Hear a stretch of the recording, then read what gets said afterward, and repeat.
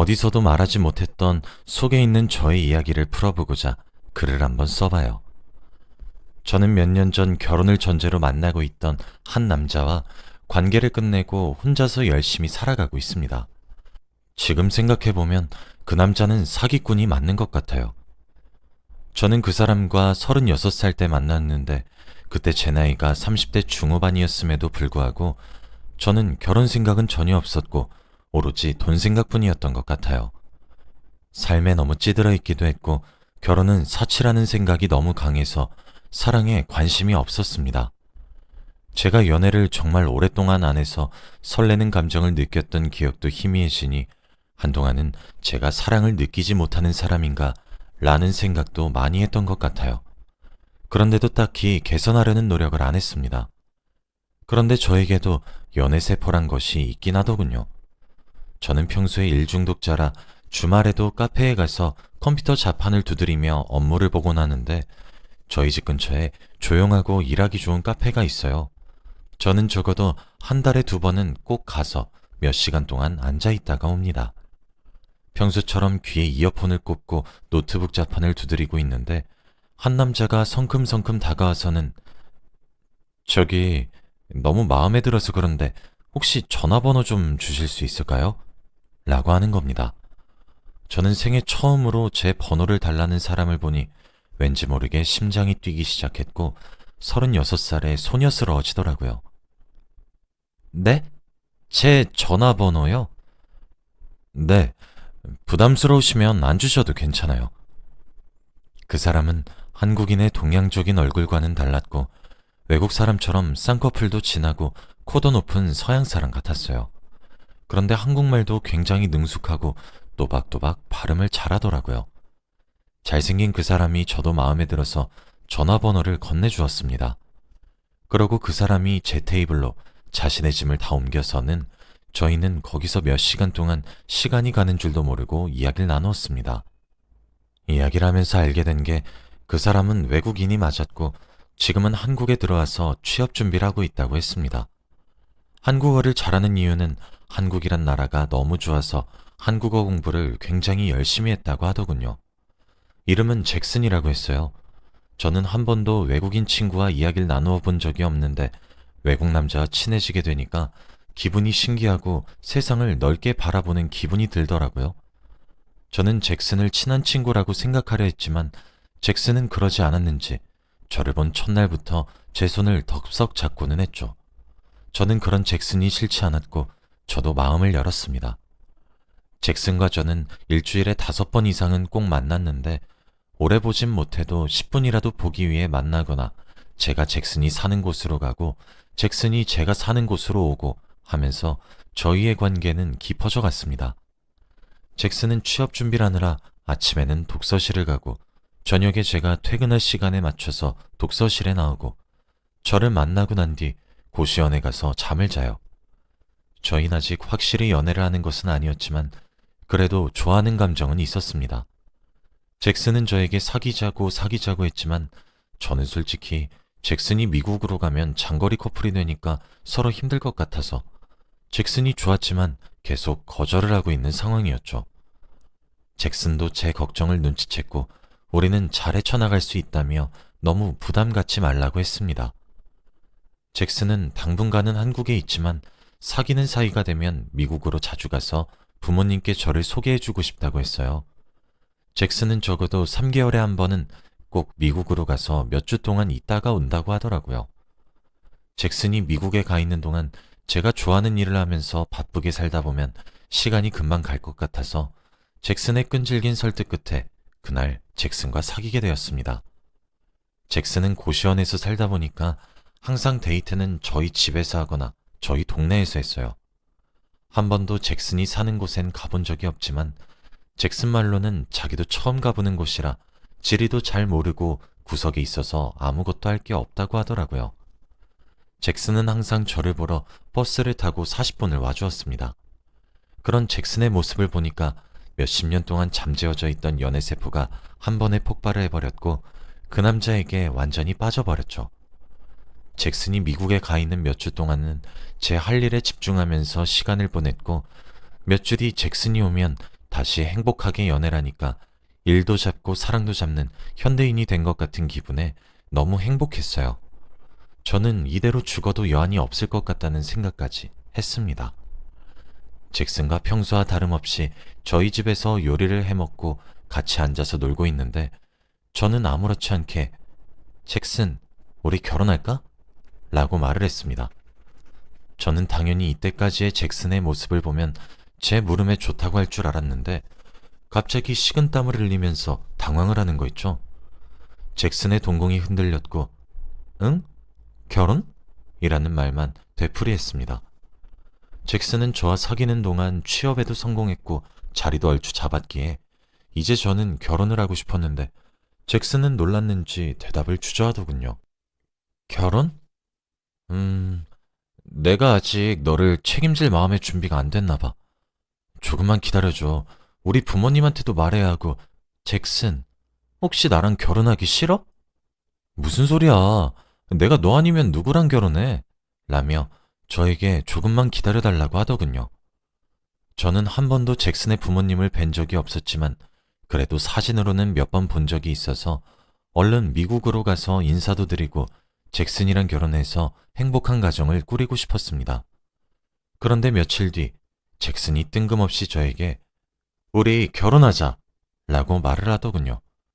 대신 아직 취업을 한 지 얼마 안 됐으니 결혼 자금이 어느 정도 모이면 그때 결혼을 하고 지금은 동거를 하자고 했죠. 저는 잭슨이 저와의 결혼을 동의해 준 것만으로도 고마워서 알겠다고 하고 잭슨이 저희 집으로 들어와서 같이 살게 되었습니다. 그렇게 동거 생활을 하면서 결혼 이야기도 하고 2세 계획까지 세우면서 신혼집을 어떻게 꾸밀지 등등 우리의 미래 이야기를 많이 했어요. 그런데 어느 날 갑자기 잭슨이 미국에 계시는 어머니가 편찮으시다면서 며칠 동안 병간호를 하러 미국에 나가 있어야 한다고 하더라고요.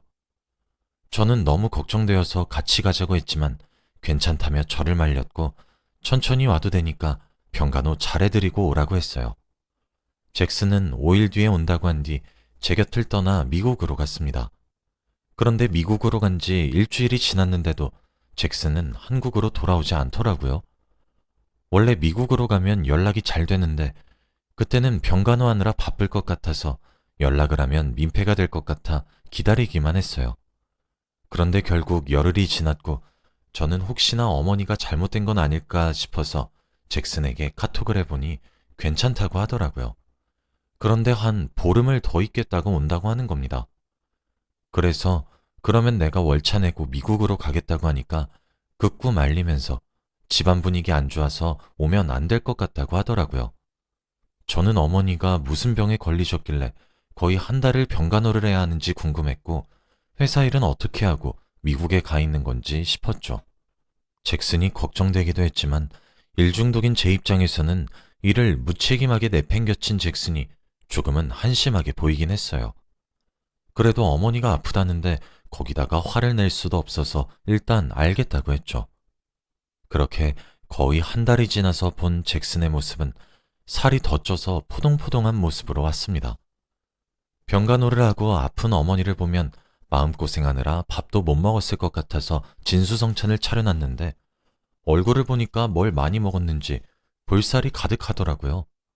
그래도 못 먹는 것보단 낫다는 생각에 아무 말 안 했습니다. 저와 잭슨은 다시 일상으로 돌아왔고 결혼 계획도 열심히 세웠어요.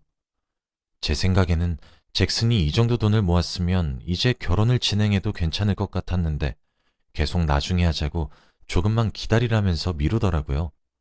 그래서 저는 괜찮다며 부족한 돈은 내가 다 메꿀 수 있다고 해도 자기는 남자라 그런 거에 자존심 상한다고 하면서 이상한 말을 하는 거 있죠. 하다못해 제가 그럼 혼인신고라고 해놓고 오자고 하니까 그건 또 싫대요. 결혼식을 올리고 하는 게 자기의 로망이라고 하더군요. 이상한 고집이 있는 잭슨이었습니다. 그래도 저는 잭슨의 말에 토 한 번 달지 않고 잭슨의 말을 따랐고 결혼 전에 그래도 하객들을 모으려면 친구들을 봐야 하는데 잭슨한테 한국에서 사귄 친구들을 알려달라고 했죠. 저와 잭슨은 오래 사귄 편이라 제가 SNS에 사진도 많이 올려서 친구들이 저희 커플을 다 알아요. 그런데 저는 잭슨의 주변 사람들을 단 한 명도 모르더라고요. 그래서 소개를 해달라고 해도 자기 친구들은 다 미국에 있고 회사 사람들은 하나도 안 친하다면서 한국에서 제일 처음 알게 된 사람이 저였기 때문에 친구가 없다고 하더라고요. 그래서 저는 가족들만 오셔서 하는 스몰 웨딩을 하기로 했고 자연스럽게 잭슨은 제 친구들과 친해지게 되었습니다. 친구들도 다들 잭슨의 잘생긴 외모와 말솜씨를 좋아했고 저보고 부럽다며 칭찬을 하기 시작했어요. 평생 한 번도 들어보지 못했던 그런 말을 들으니까 너무 기분이 좋았고 제가 나이가 좀 있다 보니 제 주위 친구들은 거의 다 결혼을 했는데 잭슨을 보고는 자기 남편이 왜 이렇게 초라해 보이냐며 외국 남자 만날 걸 이라는 말을 굉장히 많이 했습니다. 저도 잭슨이 자랑스러웠고 얼른 결혼을 해서 이세를 낳고 싶었어요. 그런데 결혼을 얼마 남기지 않고 갑작스럽게 잭슨이 저에게 다가와서 부탁을 하더라고요. 바로 돈을 빌려달라고 했습니다. 그런데 돈의 액수가 조금 컸고 어디에 쓰이는 돈이냐고 물으니 어머니의 병이 약화돼서 당장 병원비가 필요한데 미국은 저희 한국과는 다르게 병원비가 너무 비싸서 급하게 빌려달라고 하더군요.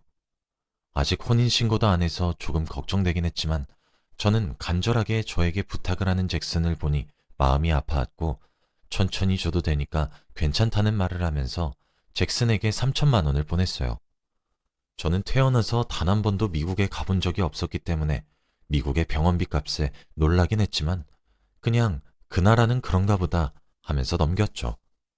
그래도 잭슨이랑 결혼하면 시어머니가 되실 분인데 이 정도는 할 수 있다고 생각했습니다.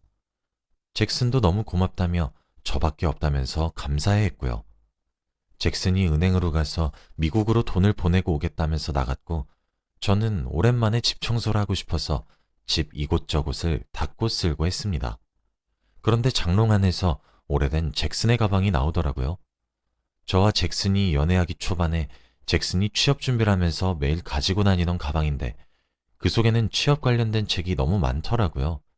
저는 추억이 돋아서 그 책을 열고 잭슨이 공부하는 적을 보면서 옛날 추억을 떠올리고 있었는데 갑자기 한 페이지가 펼쳐졌고 그곳에는 사진 한 장이 꽂혀 있었습니다. 바로 결혼식 사진이었는데요. 날짜는 아주 오래전인 7년 전이었어요. 그런데 잭슨이 거기서 양복을 입고 신랑 자리에 서서 모르는 여자와 하객들과 같이 사진을 찍고 있더군요. 저는 그 사진을 보고 정신이 차려지지 않았고 도저히 이게 무슨 상황인가 싶어서 말이 안 나왔습니다. 그래도 잭슨을 믿어보자고 했고 잭슨의 하객들 사진은 전부 다 한국인이어서 이 사진이 잘못된 거라고 생각했습니다. 그래서 그 사진을 따로 제가 보관하고 나머지 집 청소를 마저 했죠. 그런데도 결혼식 사진은 제 머릿속에서 떠나가지 않았고 저는 잭슨이 집에 오자마자 사진을 내밀면서 이게 뭐냐고 따졌어요. 그런데 잭슨은 자신을 보고 당황을 하면서 이걸 어떻게 찾았냐고 묻더라고요. 처음에는 아니라고 컨셉 사진이라고 하더니 제가 그럼 그 사진관 가보자고 하며 잭슨의 말을 전혀 믿지 않으니까 나중에는 제 앞에서 무릎을 꿇고 인정하는 게 아니겠습니까? 결혼을 했었다는 사실을요. 저는 그래도 이혼은 한 줄 알았어요. 그런데 더 놀라운 건 아직 아내가 있고 하다못해 어린 아들까지 있는 가정이 있는 사람이더군요. 저는 한순간에 그 집안을 파탄낸 상간녀가 되고 말았습니다.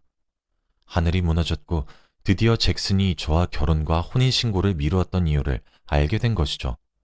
저는 바로 잭슨의 뺨을 내리쳤고 어떻게 네가 그럴 수 있냐고 울고불고 난리를 쳤어요. 그래도 화가 풀리지 않아서 네 와이프한테 전화해 라고 했습니다. 잭슨은 그것만은 안 된다며 사정사정했지만 그럼 경찰에 신고를 한다고 하니 전화를 하더라고요. 저는 바로 전화를 낚아채고 만나자고 했어요.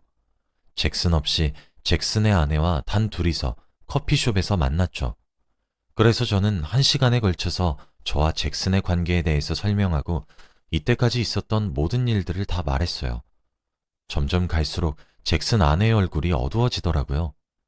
자기도 결혼 7년 차이고 아들이 5살이라고 합니다. 한 번도 바람길을 눈치채지 못했다고 해요. 그런데 정말 놀라운 건 알고 보니까 잭슨은 혼혈인이었고 미국은 단 한 번도 가본 적이 없다고 하더라고요. 어머니가 한국인이고 아버지가 외국인이라고 했죠. 그동안 어머니 병간호를 하러 미국에 간다는 말은 다 거짓말이었고 자기 집에 가서 아들과 아내와 행복하게 놀려고 갔던 것이었습니다. 그리고 잭슨이란 이름은 미국 이름이고 평소에는 한국 이름을 쓴다고 합니다. 한국 이름은 김철민이었습니다. 완전 토종 한국인 이름이죠. 한국말을 잘했던 이유도 알고 보니 한국에서 태어나고 자라서 그런 것이고 영어는 하나도 못한다고 하네요. 도대체 어디서부터 어디까지가 진실일까요? 너무 억울하고 화가 나서 견딜 수 없었습니다. 그리고 고시텔도 다 거짓말이었고 매일 자기 동네에 할 거 없다고 한 것도 다 거짓말이었습니다. 그리고 어머니 수술비에 쓰인 3천만 원은 바로 자기 아들의 병원비였어요.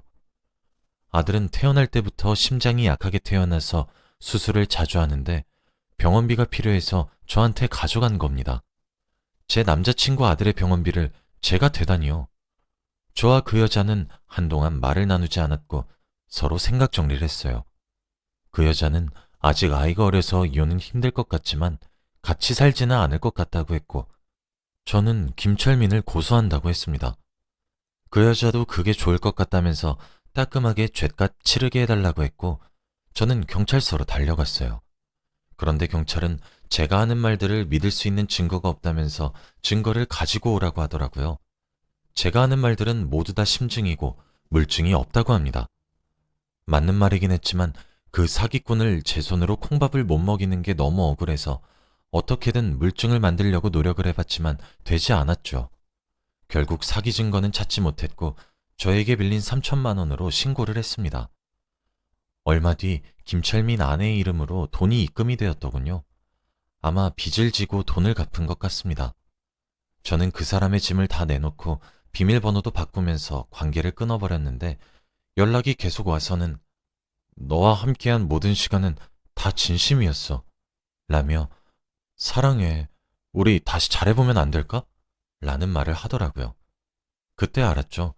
이 사람은 정상적인 사고방식을 가지고 있지 않다고요. 그 뒤로 저는 연락처까지 차단했고 다시는 마주치는 일 없었어요. 그 남자의 비밀이 이렇게 폭로되니까 친구들한텐 어떻게 말해야 할지 모르겠어서 그냥 단순히 이별했다고만 말했습니다. 지금까지도 친구들은 저에게 이런 사연이 있는 줄 몰라요. 혼자서 소가리하면서 사는 것보다 이렇게 사연을 쓰니 한결 편안해지는 것 같긴 하네요. 제 이야기는 여기까지입니다. 들어주셔서 감사합니다.